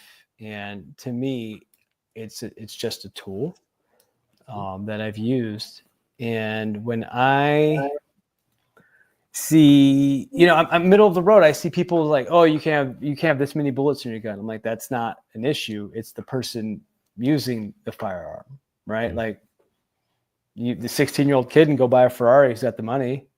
Is he a race car driver? No, maybe he shouldn't be in that car. So like, I believe in the right to bear arms 100%, but there needs to be some sanity, because I've been into a sporting goods store, I won't say which one, and I saw a guy go in there with his probably 12, 13-year-old son, and he just kept saying, I want to buy a Glock, I want to buy a Glock, and he kept pointing at pistols, and the gentleman behind the desk would show him, he's like, is that a Glock? He's like, no, that's a Smith & Wesson. And he just went down the line and finally found the Glock. The guy behind the counter, the employee pulls it out, clear and safe, slide to the rear. And this guy is like looking down the barrel, finger on the trigger, waving it around. And he's like, I'll take it. And the guy said, okay, I'll see you in X days. And I was like, that's when I had the epiphany, like, okay, I see where the people on the other side of the aisle can make some sense, but obviously sometimes people go like way outside the aisle, is fall off the edge of the earth. I think there needs to be some sort of training, right? People have background checks, this, that. There's hiccups in life, whatever, but training on how to use it. If people are ill intent, they're ill intent. That's fine. I want to get rid of the ignorance and the negligence. Like, you cannot stop ill intent people. You take away my gun, I'm going to pick up a knife. Take away my knife, I'm going to run you over my car, right? I want to mitigate the ill intent. I mean, the negligence and the ignorance, and educate people, and have educated people be the ones that are buying and handling whatever firearm they want. I don't care. If you dissect the Second Amendment, which is, in my opinion, largely misunderstood today, you're going to see it says a well-regulated militia. And so everybody today thinks, they use those words, they think they know what they mean, but they don't take them in historical context. So like a well-regulated militia, that means people bound by lots of laws and policy and regulation, the army, blah, blah, blah, blah, blah. No, it doesn't mean any of that. Well-regulated means well-practiced. So the first thing that they said is a well-practiced society, militia, which was basically a group of patriots waiting to happen, and then you go right down through the rest. Well, the truth of the matter is, if you pay attention to the front end of that, it's saying you have a responsibility to know how to use this weapon and use it well. You also have a responsibility to come to the aid of friends, neighbors, your nation, whatever else, when called.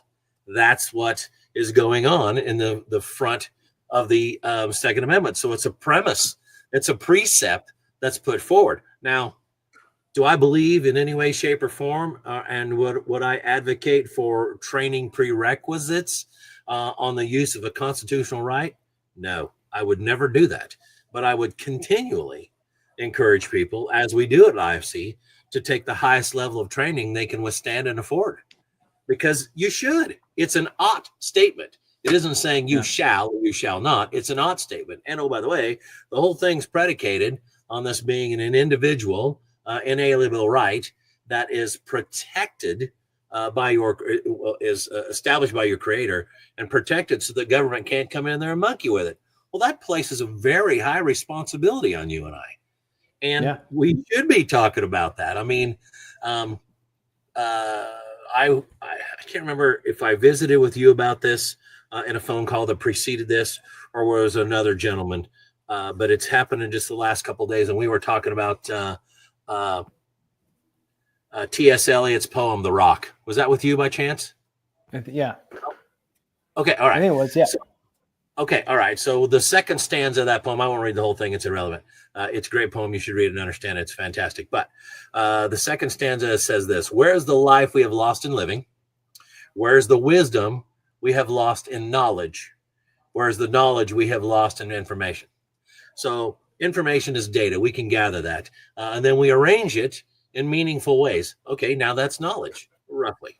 And then we take that knowledge and then we apply it. Or we don't apply it. or we know when and how to apply it and when not to. And that ends up becoming wisdom. So you have, again, we're talking about your life's work. You have a life's work of attaining data, arranging it in meaningful ways, and knowing when and when not to apply it. I mean, you have stood over people. I'm not asking you to recount these, but you stood over people with a weapon and decided to dispatch them or not. Mm-hmm. I want to believe, I dream, I pray that you and those like you have the wisdom to know when this is a good thing to do and when it's not. No, and absolutely. So that's, to me, that's the epitome, the core of the Second Amendment.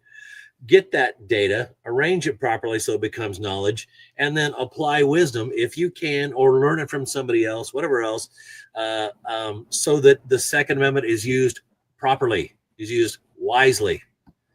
It sounds like you want to do the heavy lift, right? There's but my aspect is implement policy, which is going to infringe. And you're saying we should elevate as a society to realize our responsibility as gun owners, right? We should, but here's the problem, Daniel. And this is what people on my side of the aisle don't want to talk about very often. There are always going to be people who don't want responsibility, won't shoulder it, or simply turn a blind eye to it. And so are we willing to say at that point, yeah, freedom's messy. With maximum freedom comes maximum responsibility. Okay, fine. I can handle that right up until the point where my next door neighbor absolutely runs from responsibility and he makes a mess of it for everybody. So then you have these voices that cry out to say, this is a grave injustice. Look what a horrible thing has befallen this guy or his kids or whatever else has happened here, an innocent bystander, because this guy was irresponsible. Let's do the sane thing, the reasonable thing, and let's go ahead and make these things all illegal. Well, you can't do that.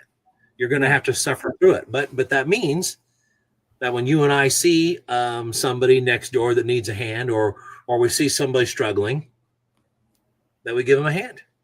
Yeah. And we're denying. Let me show you a little something real quick. Let's hold it like that. Let's do this. Yeah. So that's where we're at. There are problems associated with the practice of the Second Amendment because it's not being brought to bear fully. It's not being understood fully. And I'm sorry to break everybody's hearts out there, but it's never going to be clean and simple because human beings are not clean and simple. No. So, anyway. Listen, we've had a fantastic discussion. I appreciate your time. Thank you, Daniel Corbett, very much.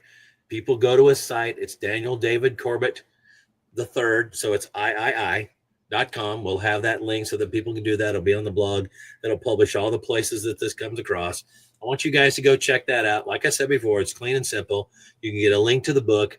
Take a contextual understanding of what he's been about and maybe a little bit about the future and check that out. But I really appreciate your willingness to spend some time with us today. I know that you're a busy guy and you got lots of things going on, so thank you for that. In parting, is there something that you want to convey to us that we had ought to know? Keep up the good work, man. This is great. Thanks for having me on. That's it? That's it. No keys to the king? Be kind. No matter how your day is, be kind. It's free. I agree. That's fantastic. Okay, that'll work. Daniel David Corbett, III.com. So Daniel David Corbett III. Check it out. Football player, SEAL, Merc, author. Yes. And future things to happen. Check him out. Patriot and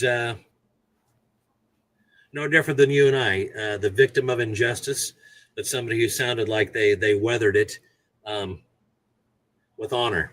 Thank you for that. No, that was the only way to do it. All right. Thank you, everybody. Thank you, sir.